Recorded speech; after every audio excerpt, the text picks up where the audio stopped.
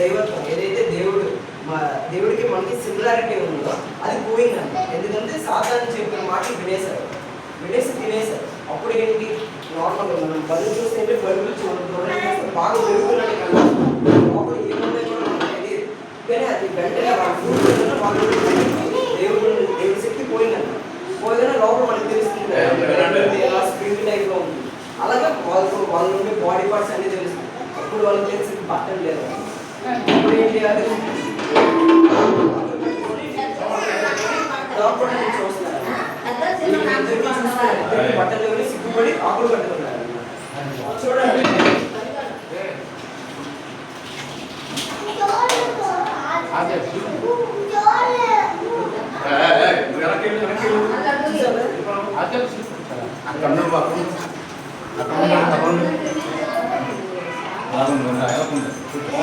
సిగ్గుపల్లి వచ్చేసి మొదల్లో దాక్కున్నారు ఆదాము ఉన్నారంటే ఆడే నుంచి పలకట్లేదు అనమాట.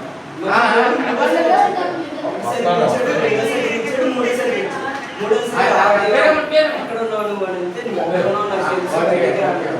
అది బయటకు వచ్చారు. బయటకు వచ్చినప్పుడు దేవుడు అడిగాడు, ఎందుకు నా దగ్గర నుంచి తప్పించుకొని అలా బయట ఉంటున్నారంటే అడిగారు. వాళ్ళిద్దరు అడిగారు దేవుడు, ఏవో మేము బట్టలు లేవని తెలుసుకున్నాం మేము. వీళ్ళు ఎవరు చెప్పారు మీకు బట్టలు లేవని సార్ అంటే ఈ ఫ్రూట్ నుంచి మాకు బట్టలు లేవని తెలిసింది అనేసి చెప్పారు. ఎవరు నేను తినొద్దని చెప్పాను కదా, మీరు ఎందుకు తిన్నారని అన్నాడు దేవుడు. అని చెప్పినప్పుడు లేదు ఈ పాము నాకు చెప్పింది, ఈ పాము చెప్పడం బట్టి నేను తిన్నాను. అప్పుడు ఆదం నట్టుగా ఆదం లేదు నేను తినలేదు, నాకు తినలేదు నాకు ఈ పాము ఇచ్చాడు. అప్పుడు పాము పెంచాడు. పాము వచ్చేసి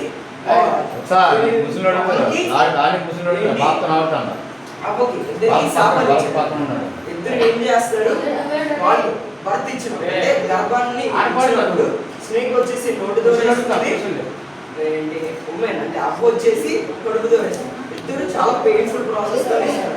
అది వాళ్ళకి ఇచ్చిన శాపం.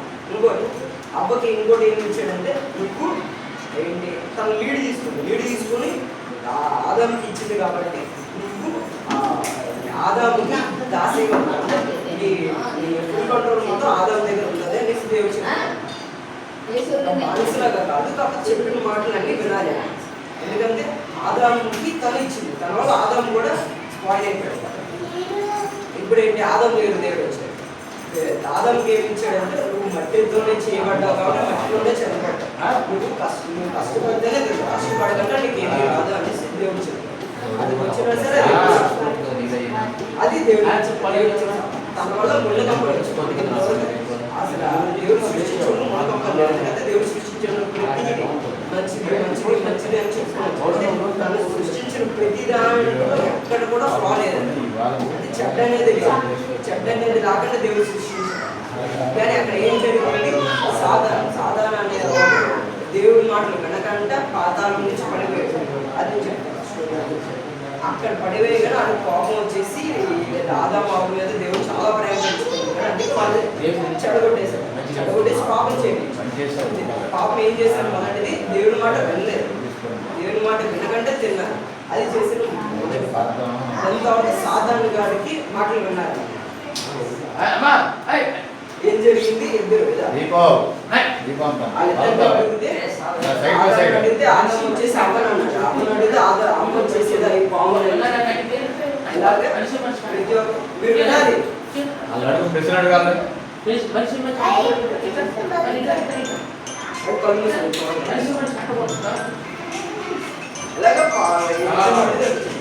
ఆదం వచ్చేసి దేవుడిని అడుగుతున్నాడు, దేవా నన్ను క్షమించు అని అడుగుతుంటే వాళ్ళిద్దరిని దేవుడు ఏం పిలిచి మీరు చేసిన తప్పు చాలా తప్ప అనేసి వాళ్ళిద్దరిని బయటికి గార్డెన్ నుంచి బయటికి తోలేశాడు.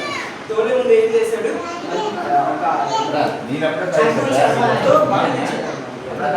చర్మంతో బట్టలు చేసి వాళ్ళిద్దరిని గార్డెన్ నుంచి తోసేశాడు.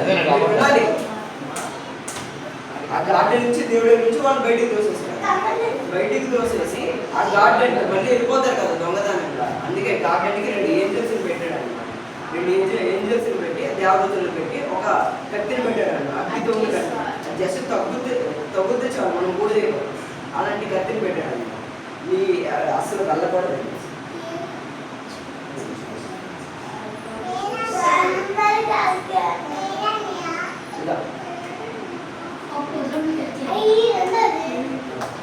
ఇలాగ పెట్టిన తర్వాత పక్కనే అంటే గార్డెన్కి పక్కనే వచ్చేసి ఏం చేశారు, గుడారం పెట్టుకున్నారు అనమాట. చిన్న సెంటర్లా పెట్టుకొని అక్కడ ఇద్దరు ఉన్నారు. వాళ్ళిద్దరికి ఒక ఇద్దరు కుమారుడు ఉంటారు. మొదటి కుమారుడి పేరు కయ్యేను, రెండో కుమారుడి పేరు ఏబేలు. కయ్యేను ఏబేలు. కయ్యేను ఏం చేస్తున్నాడు అని అంటే ఫుల్గా తను వచ్చేసి పొలం పనులు అవన్నీ చూసుకుంటారు. అంటే భూమి మీద పండించే తన మీద తనకి అధికారం. అలాగే ఏబేలు వచ్చేసి తన తమ్ముడే అన్నమాట. తమ్ముడికి మొత్తం జంతువుల మీద అధికారం ఉంటుంది. అదే చెప్తున్నాను, మీరు ఆన్సర్ చేయట్లేదు, అందుకే మీకోసం రెండోసారి చెప్తున్నాను.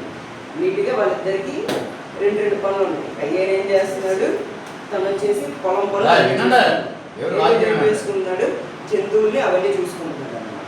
అవన్నీ చూసుకున్నప్పుడు వాళ్ళు ఏమించి దేవుడికి అర్పిస్తున్నారు అన్నమాట. దేవుడు అలాగలేదు, దేవుడు అర్పిస్తున్నారు. అర్పించినప్పుడు ఇద్దరు ఏం చేశారు, ఒక ఆల్టర్ అంటే దేవుడికి అర్పించే ప్లేస్ అనమాట. అది అగ్నితో ఉంటుంది, అంటే ఫుల్గా ఫైర్ అంటించేసి దేవుడికి అర్పిస్తారు అనమాట. అయితే అక్కడ ఏం చేశారు, ఇక్కడ మన కయ్యేను వచ్చేసి ఏం చేశాడు, తుచ్చిపోయిన గుళ్ళిపోయిన అవన్నీ వేస్తున్నారు అనమాట దేవుడు.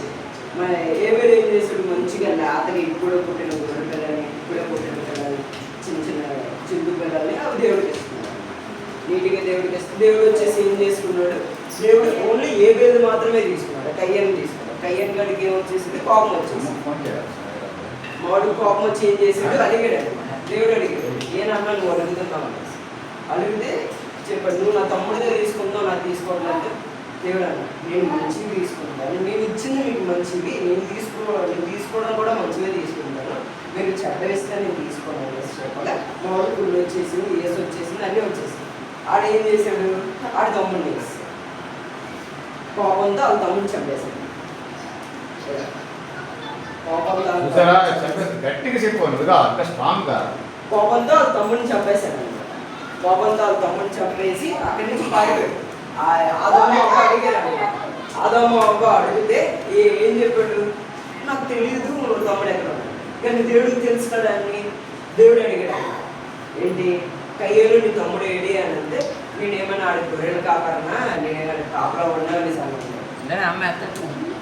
కాపలా ఉన్నా అన్నప్పుడు దేవుడు అన్నాడు. మళ్ళీ దేవుడు అడిగాడు అన్నమాట, నీ తమ్ముడు ఎక్కడా అనేసి. నీ తమ్ముడు ఎక్కడా అని అడిగినప్పుడు ఇప్పుడు మళ్ళీ అదే చెప్పాడు, నేనేమో అడిగి కాపలా ఉన్నా అనేసి. అప్పుడు దేవుడు అడిగాడు, నీ తమ్ముడు రక్తం నన్ను ప్రేయర్ చేస్తుంది, దేవా దేవా దేవా అని నాకు ప్రేయర్ చేస్తుంది, నీ తమ్ముడు రక్తం అన్నప్పుడు ఏం చేశాడు, కయ్యేను దేవుడికి, దేవా నన్ను క్షమించు, నేను కోపంతో నా తమ్ముడిని చంపేశాను అనేసి పాపం చేశాడు. పాపం చేసి దేవుడిని సారీ అడుగుతున్నాడు అన్నమాట. దేవా నన్ను క్షమించు, నేను పాపం చేశాను, నాకు కోపం అన్ని వచ్చేసాయి, దానివల్ల నేను నా తమ్ముడిని చంపేశాను, నేను ఆలోచన చేశాను అని చెప్పాడు. దాని తర్వాత దేవుడు ఏం చేశాడు, దేవుడు శాపం చేశాడు. ఏం చేశాడు, ఎవరు చంపదు, నువ్వు దేశంగా తిరుగుతూ ఏం పండించావు. కయ్యేనికి ఏంటి అంటే తన మెయిన్ అయిపోయింది, తను పంట పండిస్తాడు. తన చెట్టుని రాపడం వాటికి ఏం చేయాలో తనకు తెలియదు. తెలిసింది ఏంటంటే పంట పండించి. కానీ దేవుడు ఏంటన్నాడు, ఎంత కష్టపడి పంట మాత్రం పండి పంట ఎండిపోద్ది, అసలు పంట. ఇప్పుడు వ్యవసాయం చేస్తే 6 months 1 year ఒకే పంట దగ్గర అలా కూర్చొని ఉండాలి. కానీ నువ్వు అక్కడ ఒకే ప్లేస్ లో ఉండవు. అంటే తన పంటను చూసుకోండి, ఒకరు పండించి ఒకరు పండించిన దేవుడు ఇచ్చిన శాపాలు రెండు. దేవుడు ఏంటి శాపాలు ఇచ్చాడు అందరూ చెప్పాలి. దేవుడు ఏ శాపాలు ఇచ్చాడు, పండించుడు, ఇంకా చెప్పండి.